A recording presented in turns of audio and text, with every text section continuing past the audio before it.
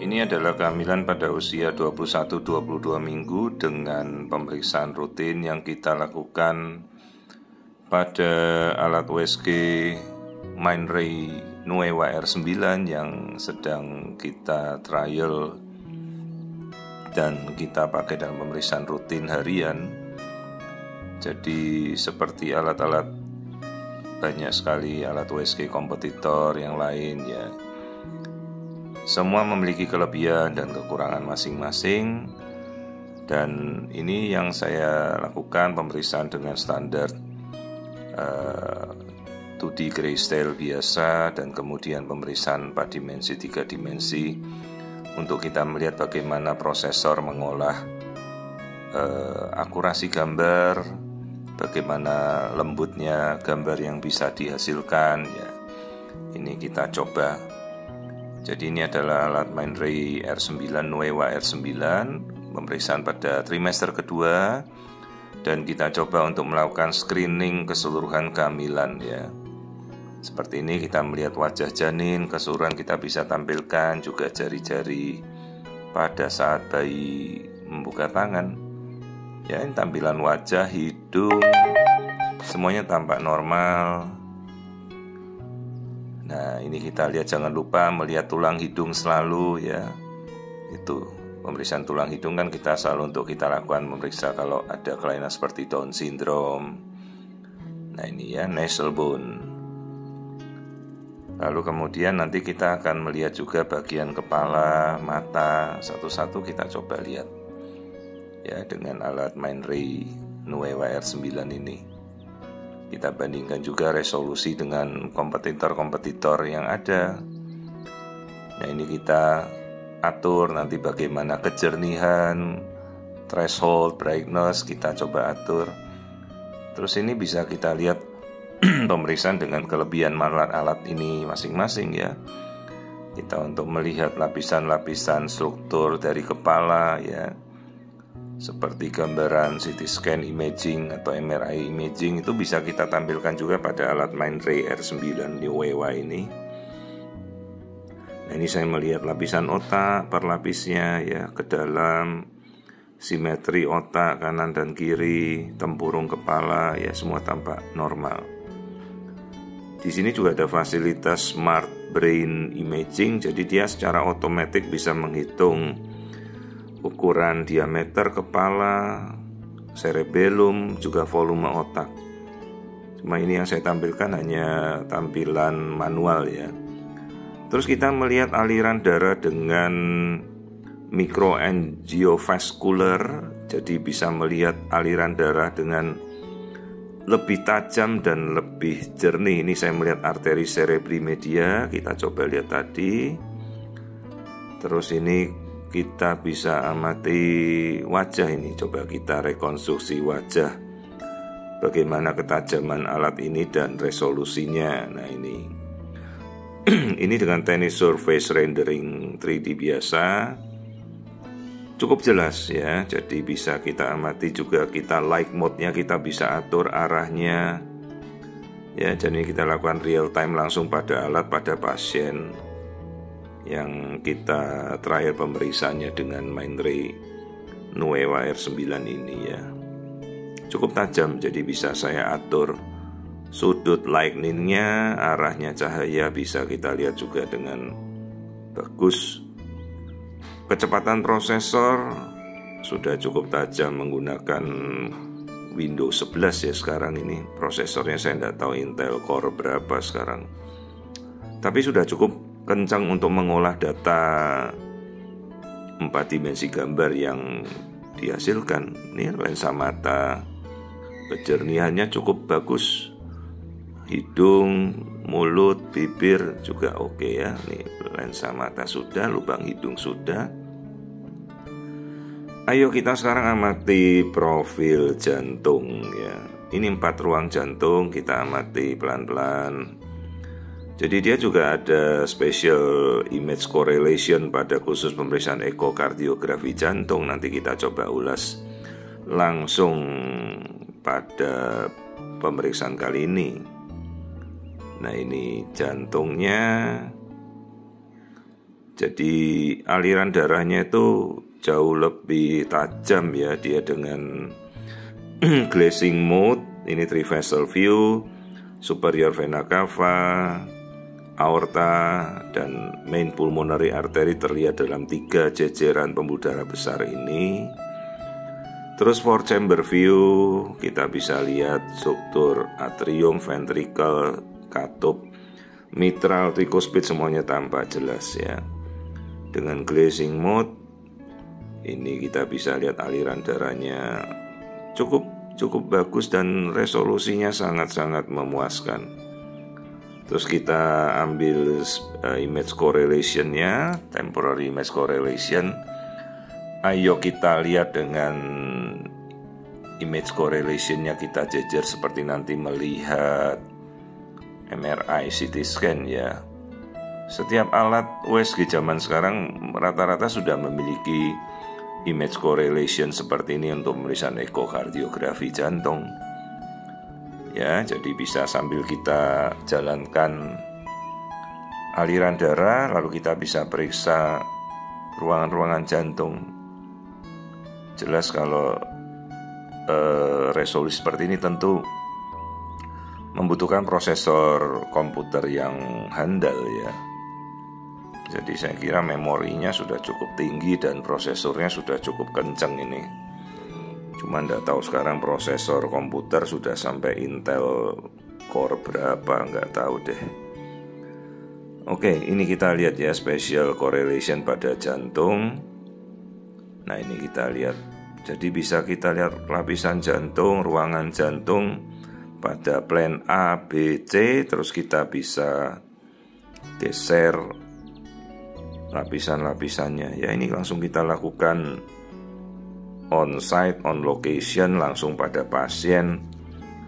Jadi ini tidak saya save, tapi langsung saya lakukan pada pasien pemeriksaan saat ini juga gitu.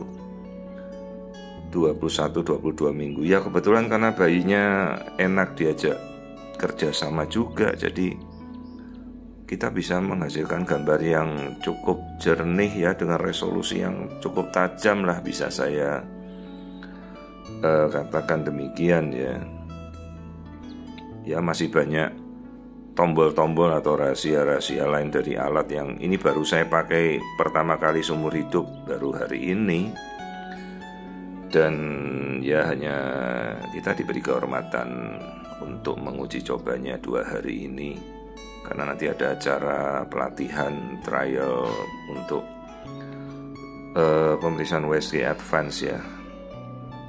Dan kebetulan ini kita bisa lakukan dengan alat Mindray Nuewa R9 ini ya. Ini kita lihat lambung, terus kandung kencing jernih sekali ya, cukup jelas. Jadi gambarnya cukup lembut lah di mata. Saya biasa memakai warna yang golden begini ya, karena lebih sejuk lah di mata. Kalau warna yang biasa soft putih itu agak sakit juga tuh kalau mata umur-umur pemeriksa sudah seperti saya mendekati umur 50-an ya. Lebih enak yang gambar ya enggak tahu ya, masing-masing seleranya. Saya lebih suka yang gambar golden begini, lebih soft. Oke, kemudian kita lihat ini pembuluh darah aorta, tulang belakang. Nanti kita coba itu tadi ginjal yang kita lihat ya, kedua sisi ginjal kanan kiri, usus, semuanya sudah kita lihat dengan tajam ya. Kemudian kita coba nanti lagi kelamin. Nah ini lubang anus dulu yang saya kejar malah. Tuh lubang anusnya bisa kita lihat resolusinya dengan cukup tajam. Jangan lupa mencari anus, banyak kasus atresia ani. Oke, ini kelaminnya, kelamin bayi perempuan. Ya, kelamin bayi perempuan cukup jelas. Ya, perempuan.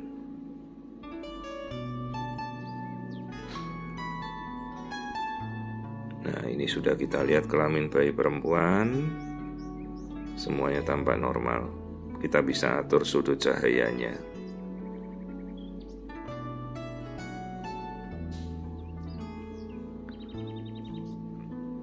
Kemudian pemeriksaan kali ini kita lanjutkan lagi, masih di Mindray Neowa R9. Saya mencoba mengamati tulang belakang.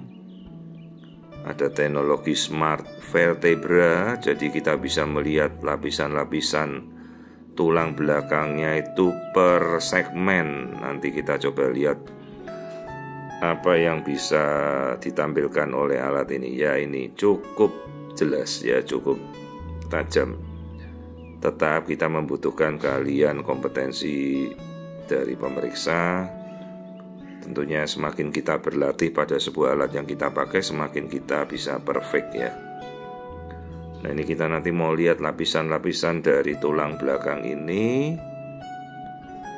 Ada namanya itu Smart Vertebra. Jadi kita bisa scan lah seperti ini. Saya urutkan.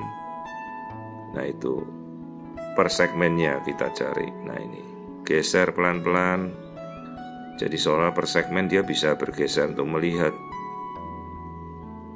Resolusinya cukup tajam ya untuk melihat tulang belakang.